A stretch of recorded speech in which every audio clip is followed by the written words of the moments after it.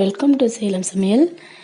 இன்றைக்கி நம்ம சத்தான கேழ்வரகு களி எப்படி பண்ணுறதுன்னு பார்ப்போம்.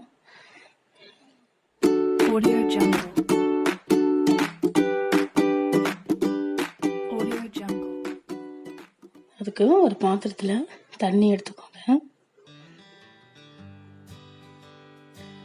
நான் இப்போ ஒரு 1/2 கிலோ மாவு செஞ்சு காமிக்கிறேன். தண்ணி நல்லா கொதிச்சு வந்ததும் அதில் ஒரு 2 டீஸ்பூன் கல் உப்பு போட்டுக்கோங்க.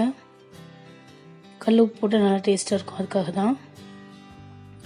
இந்த மாதிரி மத்து இருக்கீங்களா, அதோட பேக் சைடு எடுத்துக்கிட்டு இது கொஞ்சம் கொஞ்சமாக போடுங்க. போட்டு நல்லா கிண்டிக்கிட்டே வாங்க.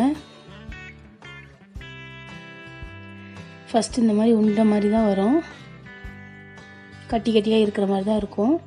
அப்புறம் நம்ம கிண்ட கிண்ட அது உடஞ்சிரும். நீங்கள் கொஞ்சம் கொஞ்சமாக போட்டு இந்த மாதிரி கிண்டிகிட்டே வாங்க.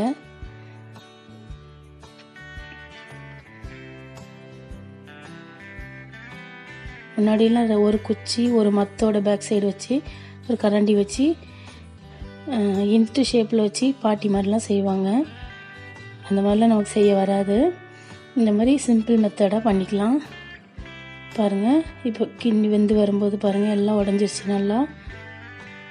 நல்லா கிண்டி விட்டுட்டே இருக்கணும், இல்லைன்னா உருண்டை உருண்டையாக ஆயிரும். மாவு வந்து உள்ளே சேர்ந்துடும், வேகாது. அதனால் இந்த மாதிரி நல்லா கிண்டி விட்டே இருக்கணும், சிம்மில் வச்சுட்டு. இதில் வந்து நிறைய அயான் சத்து இருக்குது, இரும்பு சத்து அதிகமாக இருக்குது. அது இல்லாமல் நிறைய மினரல்ஸ், விட்டமின்ஸ்லாம் இருக்குது. உடம்புக்கு ரொம்ப நல்லது. வெயிட் குறைக்கணும்னு நினைக்கிறவங்க கூட இது டெய்லியும் செஞ்சு காலையில் சாப்பிட்லாம். இந்த மாதிரி சூடாக இருக்கும்போதே ஒரு தட்டு எடுத்துகிட்டு தட்டில் போட்டுக்கணுங்க. கொஞ்சமாக எவ்வளோ பெரிய உருண்டை வேணுமோ அவ்வளோ சைஸுக்கு தகுந்த மாதிரி போட்டுட்டு இந்த மாதிரி தண்ணி பக்கத்தில் வச்சுட்டு இந்த மாதிரி தூவி ரவுண்டு பண்ணணும். இந்த மாதிரி உருண்டை பிடிக்கணும். கொஞ்சம் சூடாக தான் இருக்கும். அதுக்கு நீங்கள் பச்சை தண்ணி பக்கத்தில் வச்சுட்டு இந்த மாதிரி தட்டிக்கலாம். இந்த மாதிரி போட்டு வச்சுக்கலாம். சூடாக இருக்கணும்னா ஹாட் பாக்ஸ்லேயே போட்டு வச்சுக்கலாம், இல்லை நார்மலாக இருக்கணும்னா நீங்கள் வேறு இதுலேயே வச்சுக்கலாம். இதுக்கு வந்து கருவாட்டு குழம்பு, மீன் குழம்பு, வேர்க்கடலை சட்னி, சாம்பார் எல்லாமே நல்ல டேஸ்ட்டாக இருக்கும் காம்பினேஷன்.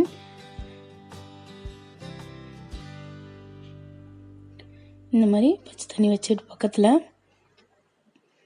தண்ணி வச்சுக்கிட்டு இந்த மாதிரி தட்டி தட்டி உருண்டை பிடிக்கணும்.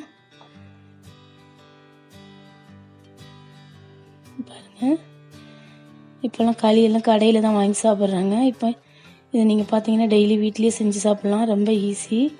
ஏன்னா அது கிண்டுறது ரொம்ப கஷ்டம்னு எல்லாம் நினச்சிட்ருக்காங்க. அது ஈஸி தான்.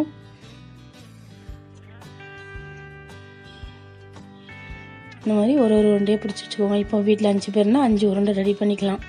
குழந்தைங்கன்னா கொஞ்சம் சின்ன உருண்டையாக ரெடி பண்ணி வச்சுக்கலாம். இந்த மாதிரி மேலே தண்ணி போட்டுக்கிட்டு இந்த மாதிரி தட்டி தட்டி உருட்டணும்.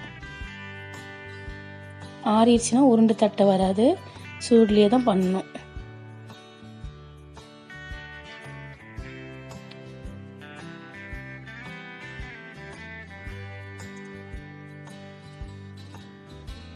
பாருங்கள், நம்ம சுவையான சத்தான கேழ்வரகு களி ரெடி ஆயிடுச்சு.